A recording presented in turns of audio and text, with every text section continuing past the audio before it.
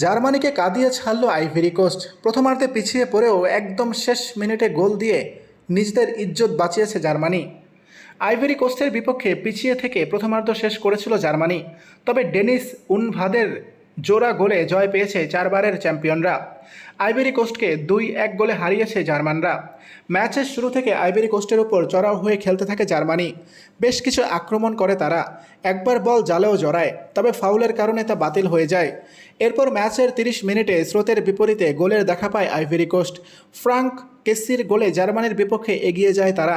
বক্সের মধ্যে জটলার ভিতর ফিরতি বলে নেওয়া শটে বল জালে জড়ান কেসি।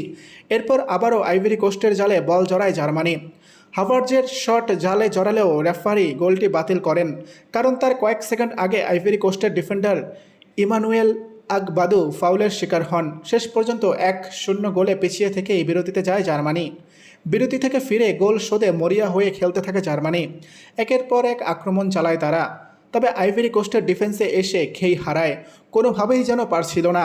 অবশেষে ম্যাচের 68 মিনিটে নাদিম আমিরের ক্রস থেকে দারুণ ফিনিশিংয়ে জার্মানদের সমতায় ফেরান ডেনিস উনভাত। জয়ের আশায় আক্রমণের ধার বাড়াতে থাকে জার্মানি। ম্যাচের যোগ করার সময়ের 4 মিনিটে আবারও জার্মানির হয়ে গোল করেন সেই উনফাত। শেষ পর্যন্ত তার করা জোড়া গোলেই জয় নিয়ে মাঠ ছাড়ে জার্মানি। এই জয়ে